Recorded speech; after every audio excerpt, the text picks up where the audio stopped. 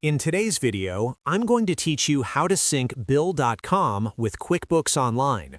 By the end, you'll have Bill.com connected through QuickBooks, so your bills, vendors, and payments can flow between the two without manual data entry. Make sure you're signed in to the correct QuickBooks Online company and that you have the right permissions to add apps, since the integration is managed inside the QuickBooks app experience. Start in QuickBooks Online and go to the search bar at the top of the screen. Type My Integrations, then select it from the results. This takes you to the Integrations area where you can discover and manage connected apps.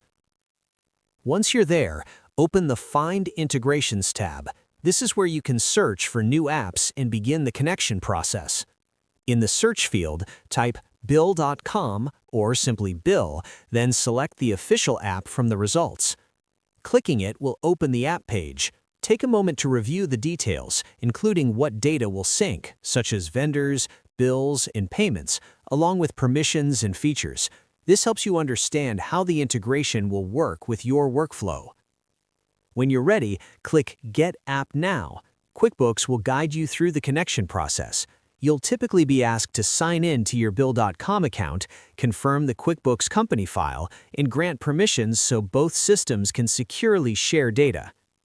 Follow the prompts carefully and choose sync preferences that match how you manage your vendors, chart of accounts, and bill approvals.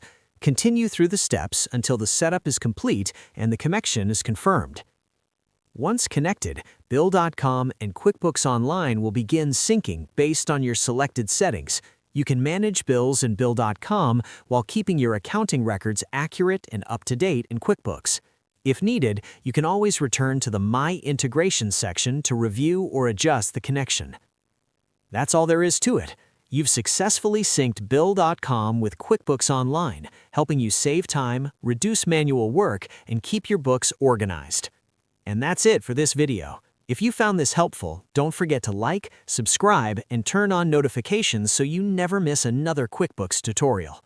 Thanks for watching, and I'll see you in the next one.